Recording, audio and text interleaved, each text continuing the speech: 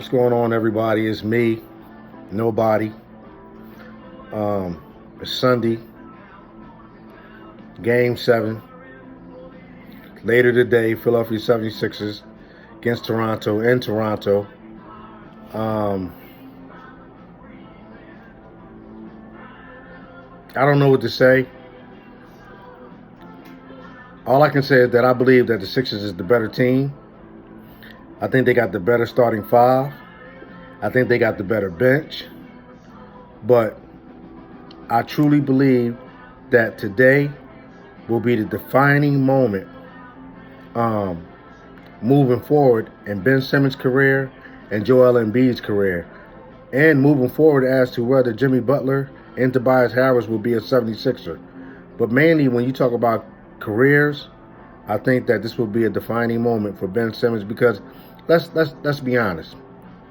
People or sports personalities like to throw up that Jordan didn't reach his pinnacle until he defeated maybe Detroit Pistons, and other teams didn't reach their pinnacle until they got over. You got to remember, Shaq and them was losing to teams like Portland and stuff like that before they even got to, everybody has an opponent that they got to defeat.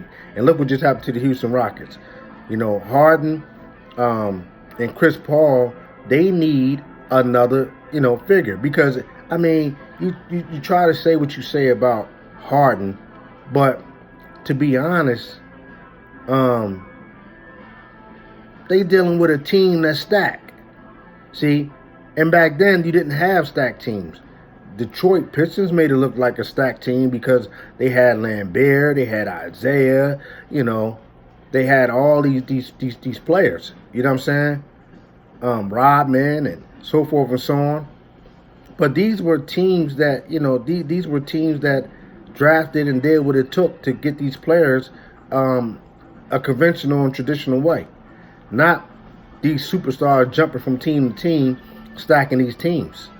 So this is what James Harden and Chris Paul dealing with, and another player has to come. Can you imagine if they had an Anthony Davis? What that outcome would have had looked like? They don't have really a dominant player in the middle, and they don't really have a dominant big. They small. Trying to play with a team that's just a little bigger than them and more talented and more stacked. So, it doesn't negate the fact that James Harden does dumb stuff too. He does dumb stuff at the wrong time, and that's going to define him if he don't get that together. This is what's defining these players today. That you can't compare them to people like Kobe. Kobe was an executioner. You know what I'm saying? They were smart players. Dennis Rodman is very, very underrated in his basketball IQ. He passed that ball with precision. He knew how to grab a rebound. He knew his gifts. And that comes with a high basketball IQ as well. He knew how to maximize what he had. And you have to outthink an opponent when you're working with little less than what your opponent is working with. But back to the Sixers.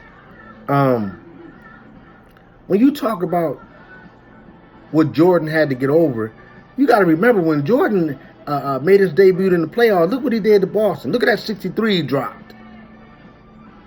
Yeah, you may lose, and it might be a better team, and it might be a better or well-established team, but you have to leave it all on the floor. See, that's what Jordan and other players is known for, leaving it all on the floor, even in their losses, to get to where they, got to.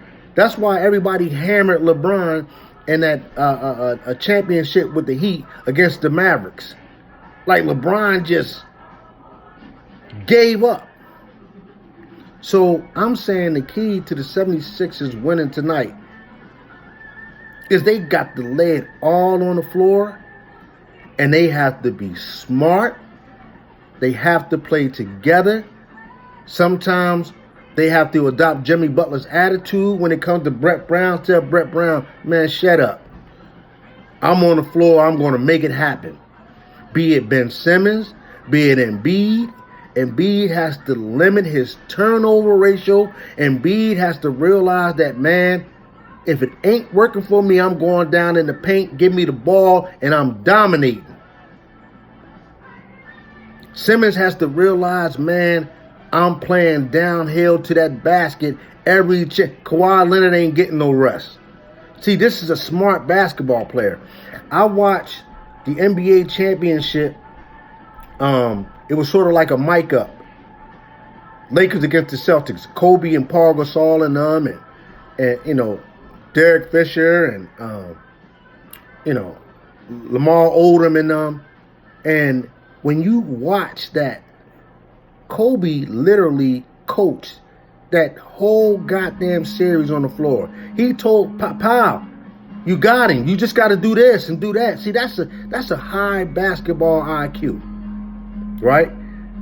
You have to know your strengths. That's the key to a high basketball IQ. You have to know when something is not working, you have to say, okay, you have to analyze it.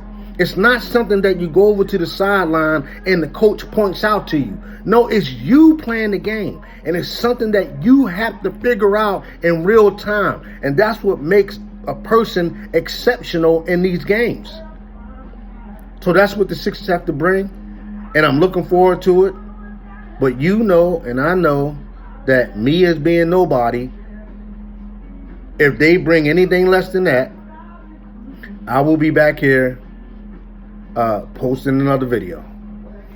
Let's go Sixers.